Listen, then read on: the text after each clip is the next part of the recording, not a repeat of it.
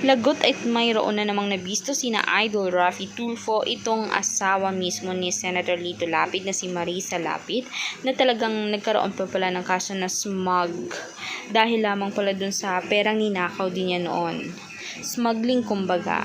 At meron din naman itong kaugnayan sa Pogo Porac, kung saan si Mayor Alice Go ng Bamban Tarlac ay kasama din dito sa Pampanga raid na mismong nakitaan ng 100 square meters ang lupang kinatatayuan mismo ng Pogo.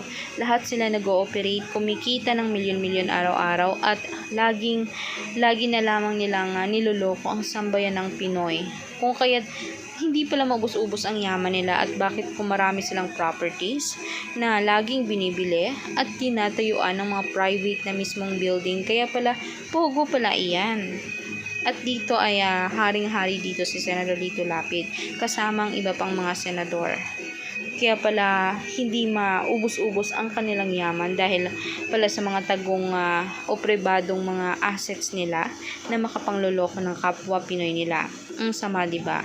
Dapat sana kung sino ang naloklok ay sila dapat ang nangungunang tumutulong sa sambayan ng Pilipino at nagtutulungan dahil nga isa tayong bansa. Dapat lahat ng tao, ang mga pinuno na nasa itaas ay dapat tulungan ang mga nasa ibaba.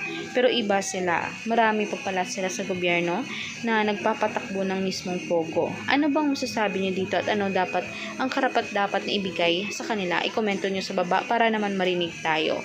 At huwag natin kalimutan mag-subscribe, i-like at i-share ang ating videos on public. Salamat, sambayan ng Pilipino.